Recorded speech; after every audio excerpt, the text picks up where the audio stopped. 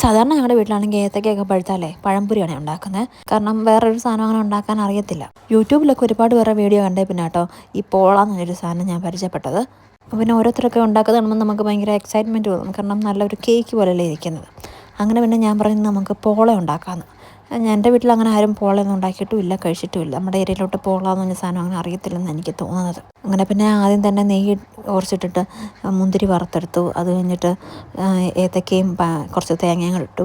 അതൊന്ന് വാർത്തെടുത്തു. പിന്നെ അത് കുറച്ച് ഓവറായിട്ട് പഴുത്തതായതുകൊണ്ട് ഇതിങ്ങനെ കുഴഞ്ഞങ്ങ് പോയി ഏത്തക്കയെ. പിന്നെ അടികട്ടിയുള്ളൊരു പാത്രത്തിൽ ഈ മുട്ടയും പഞ്ചസാരയും പാലോടിട്ട് കുറച്ച് ഇവിടെ ഞങ്ങളെടുത്തത് വാനില എസൻസാണ്.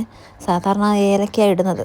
അപ്പം ഏലക്ക പൊടിച്ച് ഇടാനുള്ള മടി കൊണ്ട് ഇതായിട്ടത് വാനില എസൻസാണ് ഇട്ടത്. എന്നാലും അതിൻ്റെ മുട്ടയുടെ ടേസ്റ്റ് അങ്ങോട്ട് പോയിട്ടില്ലായിരുന്നു. അങ്ങനെ പിന്നെ ഇത് സ്പ്രെഡ് ചെയ്തു. മുന്തിരിങ്ങയും അതിൻ്റെ മുകളിലിട്ടു. ഇതിപ്പോൾ പരന്ന പാത്രം ആയതുകൊണ്ട് പെട്ടെന്ന് അങ്ങ് വെന്ത് കിട്ടും കേട്ടോ.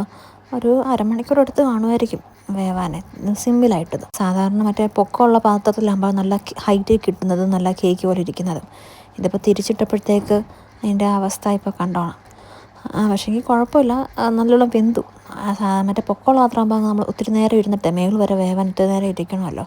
അപ്പോൾ പിന്നെ അതങ്ങ് അടി പിടിക്കുന്നതായിട്ട് എനിക്ക് തോന്നിയായിരുന്നു. അപ്പോൾ ഇങ്ങനെ സ്പ്രെഡായതുകൊണ്ട് പെട്ടെന്ന് വെന്തും കിട്ടി, അടി പിടിച്ചിട്ടുമില്ല. പിന്നെന്താ, കുഴപ്പമൊന്നുമില്ലായിരുന്നു.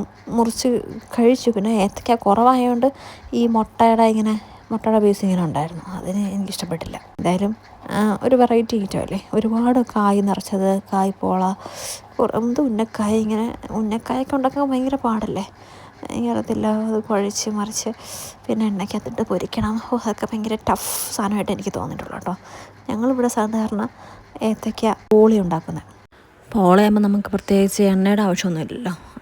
ജസ്റ്റ് അങ്ങ് ബേക്ക് ചെയ്തെടുക്കുന്നല്ലേ ഉള്ളൂ. ബാക്കി എല്ലാത്തിനും ഒരുപാട് എണ്ണ വേണമല്ലോ. ഇതിന് പക്ഷേ അങ്ങനെ എണ്ണയൊന്നും വേണമല്ലോ. ജസ്റ്റ് ബേക്ക് ചെയ്തങ്ങ് എടുത്താൽ മതിയല്ലോ. അതാ പിന്നെ ഇത് നല്ലതായിട്ട് തോന്നി.